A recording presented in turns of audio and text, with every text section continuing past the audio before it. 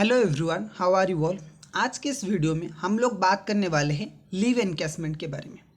Okay, पहले हम ये समझते हैं कि लीव एनकैशमेंट क्या होता है, उसके बाद समझेंगे कि इसकी टैक्सेबिलिटी या फिर टैक्सेशन कैसे होता है। ओके, देखिए, जब भी आप कहीं पे जॉब करोगे, आपकी जो एम्प्लॉयर है वो आपको कुछ दिनों के लिए छुट्टियाँ प्रोवाइड करेगा।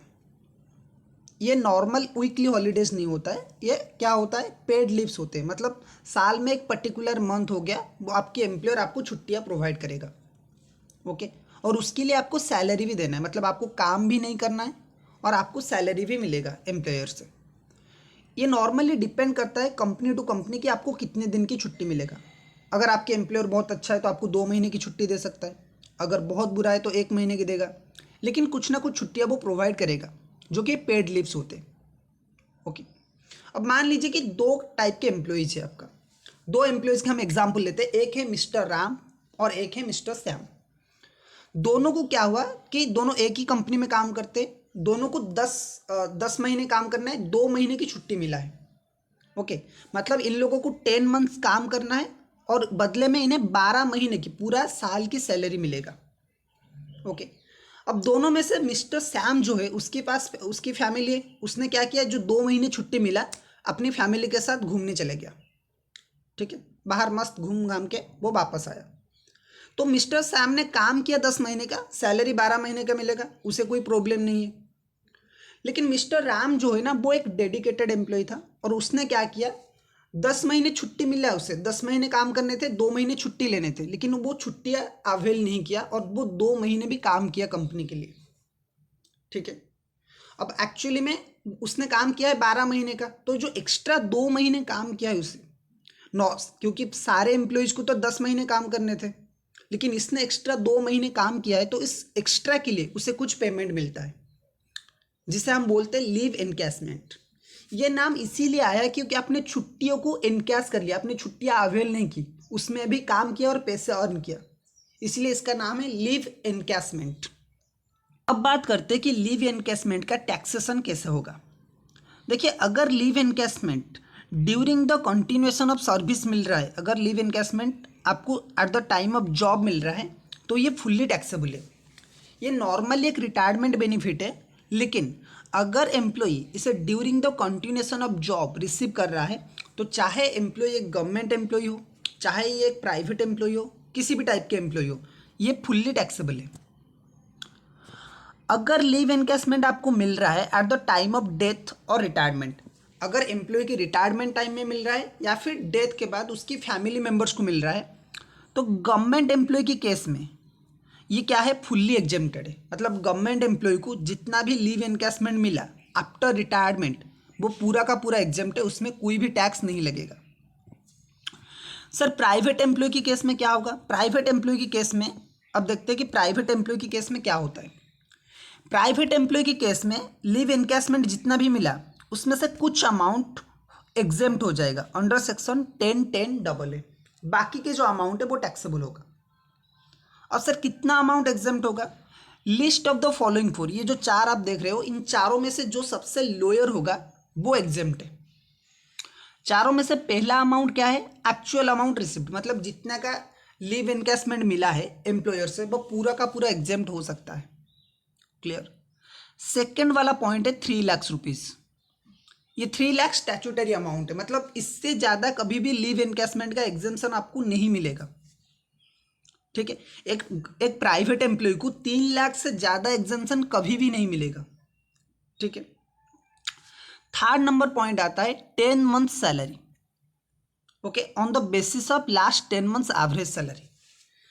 और एक लिमिट फिक्स किया गया है कि 10 महीने की सैलरी जितना होता है लीव एनकैशमेंट उतना एग्जेम्प्ट हो सकता है, लेकिन ये जो सैलरी होगा ये नॉर्मल सैलरी नहीं होगा, ये एवरेज सैलरी होगा। कैसे हम कैलकुलेट करेंगे वो हम बाद में सीखेंगे इस वीडियो में। ओके, सो 3 पॉइंट आपका क्लियर है, एक्चुअल अमाउंट रिसिप्ट, 3 लाख जो फिक्स है लॉ के हिसाब से, और 10 मंथ सैलरी। लास्ट वाला जो पॉइंट आता है, लास्ट वाला पॉइंट क्या कहता है कि एम्प्लॉय ने जितना कंप्लीटेड ईयर काम किया है, मतलब जितना पूरा साल काम किया है, ईच ईयर के लिए एम्प्लॉय को कितना डेज लीव मिलेगा इनकम टैक्स में, 30 डेज का। सो 30 days into completed year of service minus उसमें से हम कर लेंगे लीव अवेल्ड। जितना उसने छुट्टियां लिया है।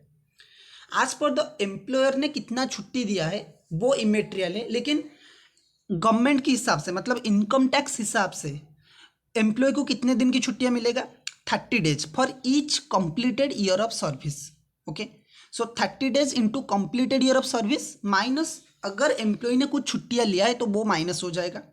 ये जो डेज कैलकुलेट होके आएगा, नंबर ऑफ डेज, इसकी आप सैलरी निकालोगे। इस डेज के लिए पर डे कितना सैलरी निकलेगा। सो इनडायरेक्टली बोले हम तो इनकम टैक्स के हिसाब से क्या होगा कि 30 डेज की लीव है, मैक्सिमम कितना लीव है, एक साल के लिए 30 डेज का, उसमें से माइनस हो जाएगा कितना लीव आपने लिया है।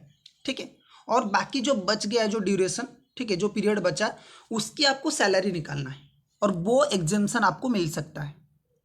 फोर्थ वाला पॉइंट। सो 4 पॉइंट्स है टोटल। एक है एक्चुअल अमाउंट रिसिप्ट, दूसरा है 3 लाख रुपये जो कि स्टैट्यूटरी है, तीसरा है 10 month salary on the basis of average salary, और फोर्थ नंबर पॉइंट क्या है, 30 days into completed year of service minus leave availed into average salary per day. अब बात करते हैं कुछ इंपॉर्टेंट पॉइंट्स की जो आपको ध्यान में रखना है eight the time of computation of leave encashment. इसकी पहला पॉइंट ये है कि जो भी आपको एवरेज सैलरी कैलकुलेट करना है ना, वो कैसे कैलकुलेट करना है, जिस डेट को एम्प्लॉय रिटायर्ड हो रहा है उस डेट से पिछले 10 महीने की सैलरी आपको लेना है और उस हिसाब से आपको एवरेज सैलरी निकालना है। ठीक है, सेकेंड वाला पॉइंट ये बोल रहा है कि जो कंप्लीटेड ईयर ऑफ सर्विस आप कैलकुलेशन करोगे वो क्या होगा, उसमें कोई फ्रैक्शन ईयर्स आप कंसिडर नहीं करोगे। इसका मतलब ये है कि मान लीजिए कि एम्प्लॉय ने हमारा 15 ईयर्स और 11 मंथ काम किया है, तो आप 11 मंथ्स इग्नोर करोगे, सिर्फ 15 ईयर्स को ही काउंट करोगे जो पूरा कंप्लीटेड ईयर होगा। ठीक है, तीसरा वाला पॉइंट हमारा ये बोल रहा है कि जो गवर्नमेंट एम्प्लॉइज है ना, गवर्नमेंट एम्प्लॉइज में लोकल अथॉरिटीज़ के एम्प्लॉय एंड पीएसयू जो पब्लिक सेक्टर अंडरटेकिंग होते हैं उनके एम्प्लॉइज नहीं आएंगे। मतलब जो एम्प्लॉइज पीएसयू में गवर्नमेंट कंपनीज में काम करते हैं, पब्लिक सेक्टर कंपनीज में, और जो लोकल अथॉरिटीज़ है म्यूनिसिपैलिटी वगैरह में जो काम करते हैं, वो लोग गवर्नमेंट एम्प्लॉय की कैटेगरी में नहीं आएंगे for the purpose of leave encashment. Okay, fourth number point ये बोल रहा है कि जो 3 लाख की हमारा जो स्टैट्यूटरी लिमिट था, हमारा जो स्टैट्यूटरी लिमिट 3 लाख का था, वो क्या है कि एक साल के लिए, मतलब अगर कोई एम्प्लॉय 2 जगह पे काम कर रहा है, मान लीजिए कि मिस्टर राम जो है वो ए लिमिटेड में भी काम कर रहा है, बी लिमिटेड में भी काम कर रहा है, तो क्या होगा, ये जो 3 लाख की बेनिफिट है वो ईच एम्प्लॉयर नहीं है, वो टोटली 3 लाख से, मतलब अगर उसे 2 जगहों से 2 एम्प्लॉयर से लीव एनकैशमेंट मिल रहा है तो मैक्सिमम उसे 3 लाख ही मिलेगा। क्लियर। अब 5 नंबर पॉइंट क्या बोल रहा है, 5 नंबर पॉइंट ये बोल रहा है कि अगर एम्प्लॉय ने पहले कभी लीव एनकैशमेंट की डिडक्शन लिया है, एग्जेम्पशन लिया है, तो जितना भी उसने एग्जेम्पशन लिया है उसमें से माइनस कर दोगे, 3 लाख में से उतना अमाउंट आप माइनस कर लोगे। इसका क्या मतलब है सर, मान लीजिए कि मिस्टर राम जो है वो ए लिमिटेड और बी लिमिटेड दोनों जगह पे काम कर रहा था। पहले उसे ए लिमिटेड से लीव एनकैशमेंट मिलता है 1,80,000 का। ठीक है, अब बाद में बी लिमिटेड का मिल रहा है। ठीक है, सो जब आप बी लिमिटेड का लीव एनकैशमेंट कैलकुलेशन करोगे, अगर आपने पहला 1,80,000 जो ए लिमिटेड से मिला था वो माइनस कर लोगे। ठीक है, अगर लीव सैलरी मिल रहा है legal heir of a deceased employee, अगर कोई एम्प्लॉय मर जाता है तो और उसकी लीगल हायर को लीव एनकैशमेंट मिलता है तो वो क्या होगा, वो टैक्सेबल नहीं होगा सैलरी में। ठीक है, लास्ट पॉइंट क्या बोल रहा है, लास्ट पॉइंट ये बोल रहा है कि अगर एक गवर्नमेंट एम्प्लॉय को लीव एनकैशमेंट मिल रहा है, गवर्नमेंट एम्प्लॉय के लीगल हेयर को लीव एनकैशमेंट मिल रहा है, तो वो भी टैक्सेबल नहीं होगा, वो भी एग्जेम्प्टेड हो जाएगा in the hands of recipient. Okay, so ये था टोटल लीव एनकैशमेंट का टैक्सेशन। होपफुली आपको वीडियो अच्छा लगा होगा। अगर अच्छा लगा है तो लाइक करिए, चैनल को सब्सक्राइब करिए, ऐसे ही वीडियो के लिए बेल आइकन भी हिट कर लीजिए। ओके, मिलते हैं हम नेक्स्ट वीडियो में। Thank you.